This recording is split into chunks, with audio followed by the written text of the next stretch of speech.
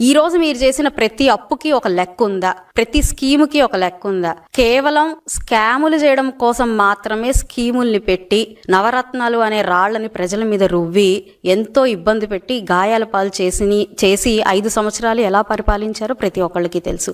తీసుకున్న ప్రతి అప్పుకి ఒక లెక్క ఉంటే దాని ప్రకారం మనం ఈరోజు మాట్లాడొచ్చు. కానీ అలాంటి లెక్క పత్రం అనేది, ఒక ట్రాన్స్పరెన్సీ అనేది మనకు అసలు మన పరిపాలన విధానంలోనే ఎక్కడా కనిపించని విధానం. ఎక్కడ ఈ మీరిచ్చిన 9 రత్నాలు ఏవైతే ఉన్నాయో, నవరత్నాలు అనే పాయింట్, అన్నిట్లో అవకతవకలే, అన్నిట్లో కల్తీయే, అన్ని విధాల ప్రజలు ఇబ్బంది పడిన అంశాలే మనం అందరం చూసాం. మరి మీరు చేసిన అప్పులు దేనికి చేశారు? పోలవరాన్ని మరి గత ప్రభుత్వంలో మీరు ఓకే అన్నదాన్నే మరి ముందుకేమన్నా తీసుకెళ్లారా?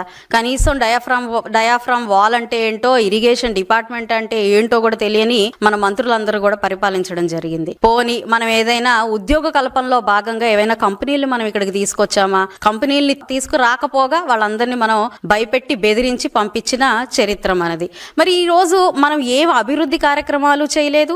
ఇచ్చిన సంక్షేమాల్లో కూడా అన్నీ కూడా కల్తీలే మనకు కనపడుతున్నాయి. మరి తీసుకున్న అప్పులన్నిటినీ మనం, ఆ డబ్బులన్నిటినీ ఏం చేసినట్టు అని అంటే, మరి స్కాములన్నీ, ఈ స్కీములన్నీ స్కాముల కోసం లాగా మన జోబుల్లోకి వెళ్ళాయి. అది అందరం చూసాము. ప్రజలందరూ దాన్ని చూసే ఈ అరాచకాన్ని భరించలేకే మనకి 11 సీట్లు మిగిల్చారు.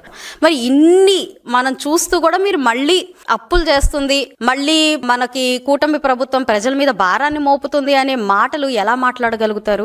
ఈరోజు కూటమి ప్రభుత్వం మీరు చేసిన అప్పులు అంటే, ఈరోజు ఆ కాంట్రాక్టర్లకి ఆ బిల్లులు ఇవ్వకపోతే ముందుకు జరగలేని పరిస్థితుల్లో ఉన్న అత్యవసరమైన బిల్లుల కోసం దాదాపుగా 1,30,000 కోట్ల రూపాయలు ఆ బిల్లుల చెల్లింపుకి ఖర్చు పెట్టాల్సి వచ్చింది. అంటే మీరు చేసిన, వదిలేసిన బకాయిలు తీర్చడం కోసం మాత్రమే 1,30,000 కోట్ల రూపాయలని ఈరోజు చెల్లించాల్సి వచ్చింది. మరి మిగిలిన 1,30,000 కోట్ల రూపాయలకు కూడా ప్రతి పాయింట్, ప్రతి ఒక్క ఖర్చుకి ఈరోజు అసెంబ్లీ సాక్షిగా మరి మన ఫైనాన్స్ మినిస్టర్ గారు పయ్యావుల కేశవ్ గారు ప్రతిదానికి ఒక సవివరణ ఇవ్వడం జరిగింది. మరి బహుశా మీరు అసెంబ్లీకి వచ్చుంటే అవన్నీ మీకు తెలుసుకునే అవకాశం ఉంటుంది. మనమేమో మీడియా ముందు కూర్చొని మీడియాతోనే ప్రశ్నిస్తాం, సమాధానం కూడా మనకి మీడియా నుంచి రావాలనుకుంటారో, మరి మీరు సమాధానం ఎక్కడి నుంచి వింటారో తెలియదు. ప్రశ్నలు అయితే వేస్తున్నారు, మాకు సమాధానం కావాలని బల్లగుద్దు అడుగుతున్నారు, 4 మైకులు పెట్టి బానే ఉంది. మరి ఆన్సర్ ఎక్కడ వింటారో అని అది కూడా చెప్తే, మేము అక్కడికే వచ్చి కూటమి ప్రభుత్వ నాయకులందరూ, మా మినిస్టర్లందరూ కూడా ప్రతి ఒక్క